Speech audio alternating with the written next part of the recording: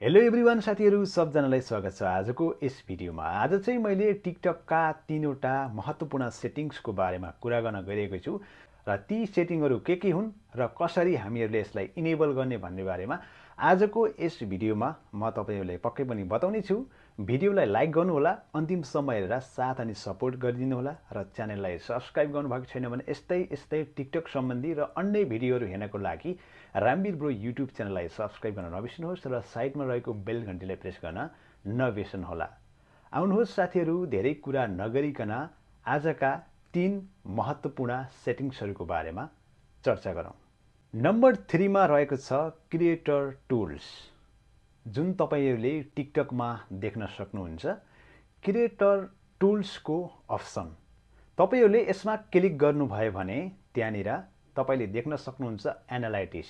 जुन एनालाइटिक्समा तपाईले क्लिक गर्नुभयो भने यसमा चाहिँ तपाईले जति पनि टिकटक एकाउन्टमा भिडियोहरु अपलोड गर्दै जानुहुन्छ, अपलोड गर्ने क्रममा त्यहाँनिर कुन भिडियो भाइरल भएको छ अथवा कुन भिडियोमा सबैभन्दा धेरै भ्युज आएको छ र कुन समयमा अपलोड गरिएको भिडियोमा धेरै भ्युज आएको छ र कुन समयमा भिडियोलाई हामीले अपलोड गर्यौं भने टिकटक भिडियोहरु भाइरल हुन सक्छ र धेरै भ्युज आउन सक्छ र धेरै लाइक आउन सक्छ भन्ने बारेमा यसबाट तपाईले स्पष्ट तरिकाले थाहा पाउन सक्नुहुन्छ र त्यही अनुसारले तपाईले आगामी दिनहरुमा पनि टिकटकमा भिडियो अपलोड गर्दै जानुहुनेछ र तपाईको टिकटक भिडियो पनि भाइरल हुने सम्भावना एकदमै बढी हुनेछ।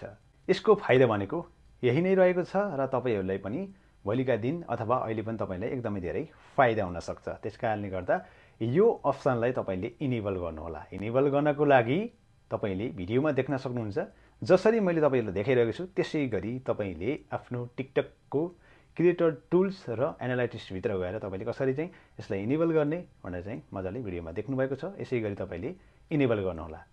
नम्बर 2 मा रहेको छ म्यानेज अकाउन्ट। यदि तपाईले आफ्नो टिकटकमा आफ्नो फोन नम्बर अथवा जीमेल राख्नु भएको छैन भने आजै तपाईले लिंक गर्नु होला। लिंक गर्नुभयो भने तपाईको टिकटक भोलिका दिनहरुमा ब्यान्ड भयो भने पक्कै पनि मजाले तपाईले रिकभर गर्न सक्नुहुन्छ यसैको मार्फत।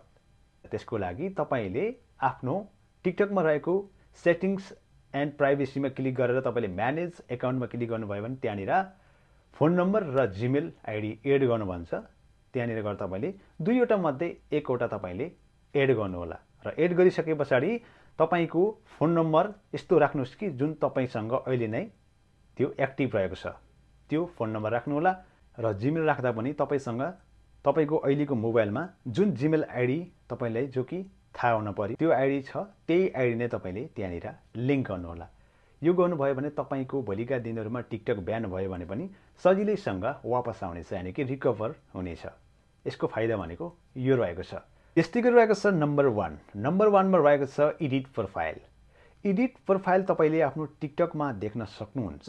यसमा तपाईले क्लिक गर्नुभयो भने तलपट्टि देख्न सक्नुहुन्छ तपाईले आफ्नो युट्युबको लिंक अथवा इन्स्टाग्राम यो आईडी तपाईले एड गरेर आफ्नो टिकटकको प्रोफाइलको अगाडि नै राख्न सक्नुहुन्छ र कोही तपाईको नयाँ व्यक्ति अथवा तपाईको आफ्नै फ्यान पुरानो व्यक्ति आएर तपाईको टिकटकमा प्रोफाइलमा आएर तपाईको इन्स्टाग्राम आईडी अथवा युट्युब आईडी यो कुनै पनि तपाईले लिंक गर्नुभएको छ भने त्यहाँनिर क्लिक गरेर तपाईको अर्को आईडीमा गएर हेर्न सक्छ र तपाईको त्यहाँनिर इन्स्टाग्राममा र युट्युबमा तपाईको त्यहाँनिर कुन आईडी एड गर्नुभएको छ त्यही आईडीमा क्लिक गरेर उतापट्टि गएर तपाईलाई फलो गर्नेछ र फलो गर्यो भने यता टिकटकमा जति तपाईको फ्यान हुनुहुन्छ टिकटकमा रहेका फ्यानहरु तपाईले इन्स्टाग्राम युट्युबमा ट्रान्सफर गर्न सक्नुहुन्छ। यानी कि यताका फ्रेन्डहरु उता जान्छन् र गइसकेपछि तपाईको टिकटक भोलिका दिनहरुमा ब्यान भयो अथवा डिलिट भयो भने पनि कुनै असर पर्दैन।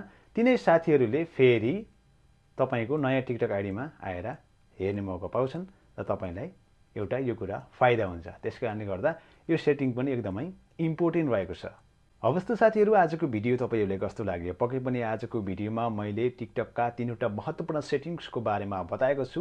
तपाईहरुले कस्तो लाग्यो? पक्कै पनि राम्रो लाग्यो भने भिडियोलाई लाइक गर्नु होला र यस्तै भिडियोहरु हेर्नको लागि RamborBro युट्युब च्यानललाई सब्स्क्राइब गर्न नबिर्सनु होला। धन्यवाद।